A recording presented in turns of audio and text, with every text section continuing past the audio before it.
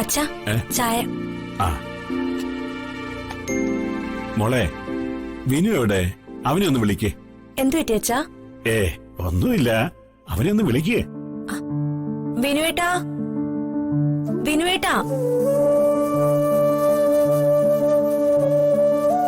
ആളിവിടെ ഉണ്ടായിരുന്നല്ലോ, ഇതിനിടയ്ക്ക് എവിടെ പോയി?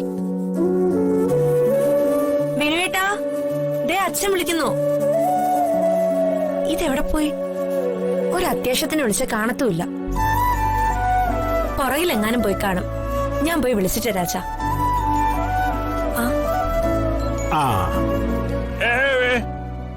അച്ഛൻ വിളിക്കാൻ പറഞ്ഞു. അച്ഛാ, ദേ ആളെത്തിയിട്ടുണ്ട്. വിനു ഇരിക്കെ. കസരയിലിരിക്കുക. വിനു, അച്ഛൻ വിളിച്ചത് ഒരു കാര്യം പറയാനാ. ചന്ദ്രു വരുന്നു മാധവേട്ടാ. മോനെ, നീ ഇനി കുറച്ചു നാളത്തേക്ക് വർക്ക്ഷോപ്പിലേക്കൊന്നും വരണ്ട. അവിടുത്തെ കാര്യങ്ങളൊക്കെ ഞാൻ നോക്കിക്കോളാം.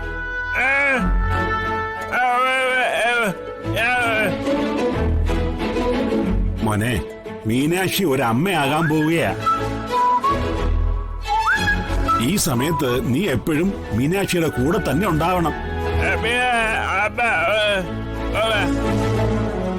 മീനാക്ഷിക്ക് കൂട്ടായിട്ട് അമ്മയുണ്ടല്ലോ, പിന്നെ നീ എന്തിനാന്നല്ലേ ചോദിച്ചത്? ഈ സമയത്ത് മീനാക്ഷിക്കൊപ്പം വേണ്ടത് അമ്മയല്ല, നീയാ. മോളെ, നീ ഒന്ന് പറഞ്ഞ് മനസ്സിലാക്കി കൊടുക്ക്. ഇല്ല അച്ഛാ, ഇന്നലെയും കൂടി വിനുവേട്ടൻ പറഞ്ഞതേ ഉള്ളൂ. വർക്ക്ഷോപ്പ് പണി കുറച്ചുകൂടെ പഠിച്ചു കഴിഞ്ഞാ പിന്നെ അച്ഛനോട് വീട്ടിലിരുന്ന് വിശ്രമിക്കാൻ പറയണോന്ന്.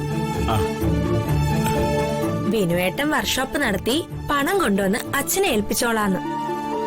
കേട്ടില്ല ചന്ദ്രു, ഇങ്ങനെയും ചിന്തിക്കുന്ന മക്കളുണ്ട് നമുക്ക്. ചന്ദ്രു, അതിങ്ങെടുത്തേ.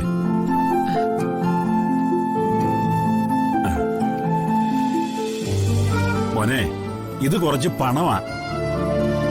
ഞങ്ങൾ ഇതുവരെ വിനുമോൻ ഒന്നും തന്നിട്ടില്ലല്ലോ.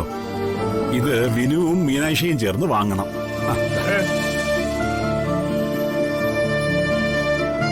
അച്ഛാ, പണമൊന്നും ഞങ്ങൾക്ക് വേണ്ട.